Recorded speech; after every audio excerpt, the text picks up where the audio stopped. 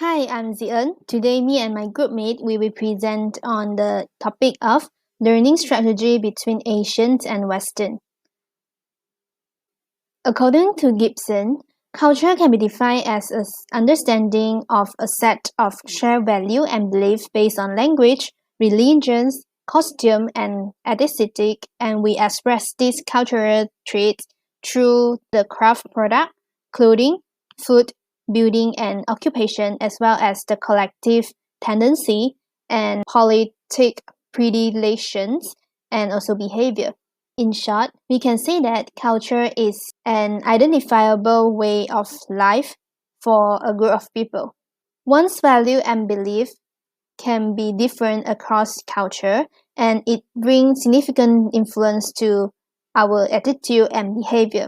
For example, a learner culture has an impact on their learning style and strategy, and therefore, to encourage students to be engaged in learning and also inspire students to be more active and involved in learning, an effective and suitable learning strategy is important.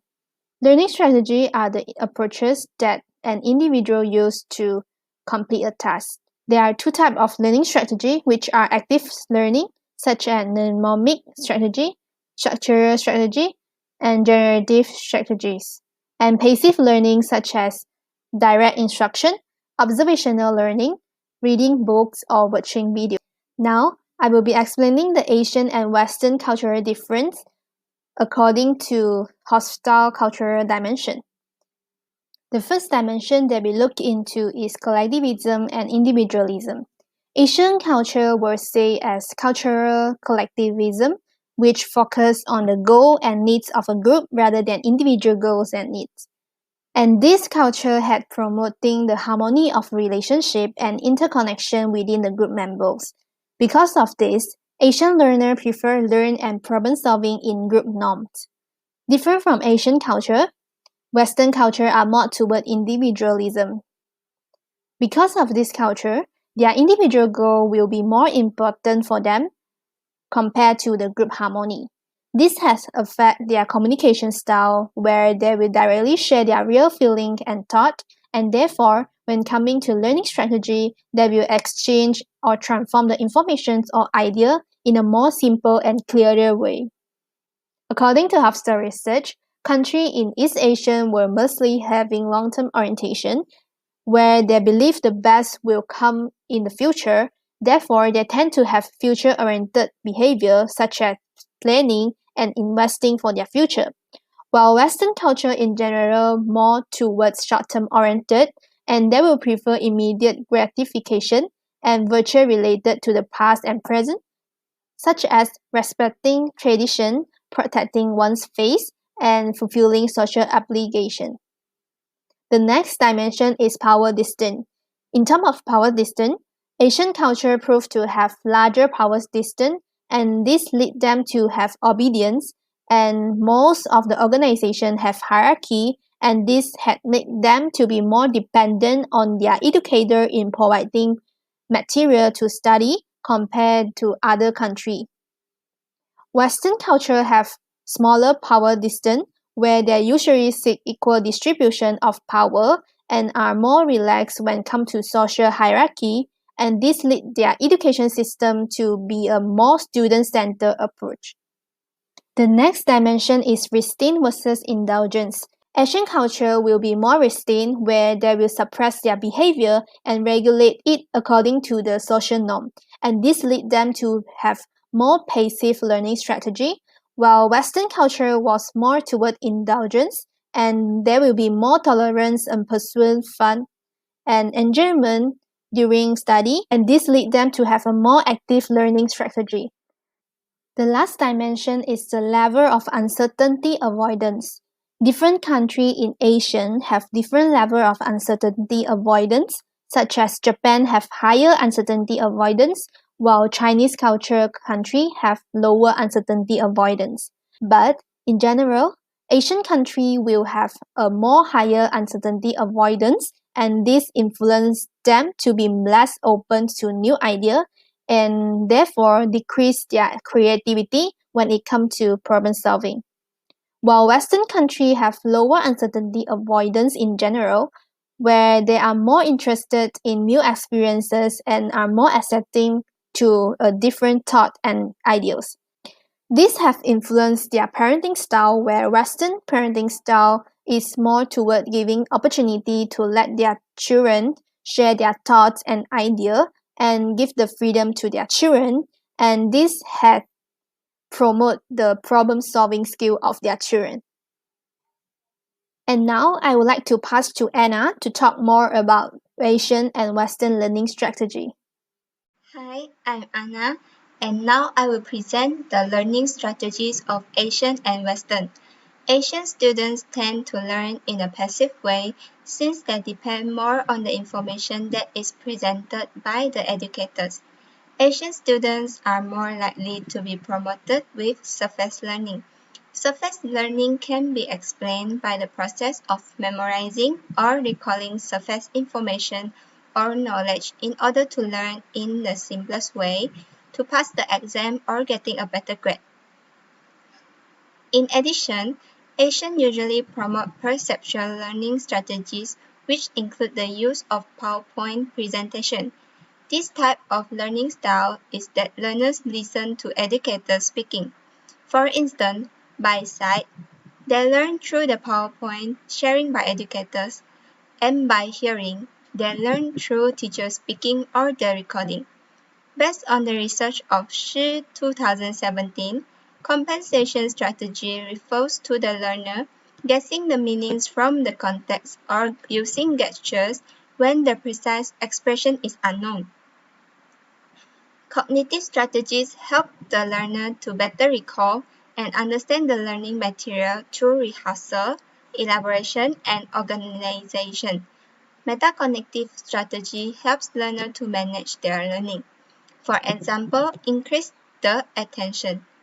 Social strategy is also called an effective strategy, which includes cooperation and questioning for clarification. Research also showed that Asian students prefer to use collaborative learning strategies, which include sharing learning materials, studying together, and forming study groups. For Western, learners focus on the understanding of the world. Students or learners were encouraged to become independent learners. This encouraged students or learners to actively participate in their own learning or discovery process. Based on the research of Young and Friend 2019, students were forced to put more effort on their work or tasks while having less guidance from educators or teachers in order to obtain deeper understanding of the knowledge and related to the materials they learned. Western most likely to promote reflective learning strategies in their learning process. Reflective learning is the learning experience which requires learners to reflect back their past learning experience. In other words, analyze experiences to improve the way to learn and develop critical thinking. Study of Hattie and Donahue, 2016, explained that task-related strategies in which the student will plan and prepare tasks early includes planning to regulate the learning process. Lastly, motivational strategies, which motivate oneself to engage in learning, are also commonly used by Western learners. And now I will pass to my friend Yi Qing. Thank you. My name is Yi Qing. Today I would like to talk about empirical evidence. ASEAN countries, for instance, China, Japan, Malaysia, and others. ASEAN culture were says as cultural collectivisms. ASEAN cultural collectivisms focus on the goals and needs of the group as a whole over each individual. Collectivisms also promote harmony of relationship and interconnection within group members. Many research studies that express that ASEAN students or learners are more independent on their education in providing material to study compared to other countries, which more seek toward an independent learning environment. Hence, ASEAN's culture prefer learning and problem solving in group norm. Western countries, for instance, Germany, United States, Australia, and others. Different from ASEAN countries, Western countries are more likely toward individualism culture. In this culture, people consider as independence. As being dependent is embracing things in contract within ASEAN collective culture, where characteristics like being participate in group, dependability, and help each other are looked upon as important. Therefore, individual cultural communication styles are low-context communication, since the lack of using non-verbal communications or body language. They usually share information through words which might directly state their real feelings. Therefore, in individualist cultures, communication is a way of exchanging or transforming information of idea, simple and clear. The next one, the third one, individualism and collectivism are associated with learnings and how they perceive performs. Hence, the collaborative learning strategies are commonly used by ASEAN because of the collectivist cultures where ASEAN will be more comfortable when learning with a group of people. Western learners are individualist learners where they perceive more success in e-learnings compared to collectivist learners. This is because Western learners use task-oriented strategy, where the task prevails over relationships. Moreover, Western seem to be more active while ASEAN seem to be more passive during the learning process. This might happen because of different power distance. For example, ASEAN students need to respect their teachers, hence they need to answer questions only when asked by teacher, try to not argue with their teacher. Cultural learning strategy will directly influence the academic outcome. The student who is affected by Western culture will to have a particular challenge, not to compete with other learners. Compared with Eastern countries, they really use memory study, the kinetics ways, and experience study. Not only that, explicit verbal communication is always used by them in academics, while ASEAN learners, especially Chinese, they really tend to depend on memory study. This kind of learning strategy causes ASEAN learners lack of critical thinking on attention and touch. Although ASEAN learners using raw memory will lack critical thinking, they will be tend to have a better brain memory. For the implication, we can learn or interact with each other even in different culture of learning style. No matter the educator or the learner, both have to accommodate with the cultural difference in order to create a harmonious learning environment. Next, the number of international students and exchange students keep increasing in recent years. Therefore, it's important to understand the learning strategy used by the people from different cultures so that learning strategies that are suitable for different students from different cultures can be developed. Besides, learning strategy can be used during the workplace and have a deeper understanding of different learning strategies of different cultures enable us to be better prepared to face the cultural challenges when working internationally.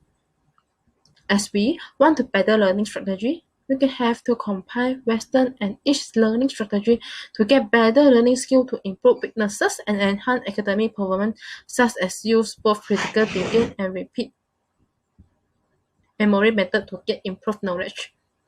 For example, the each instructor should ask more questions and attention to those who are not concentrated in the class. That's all for my part.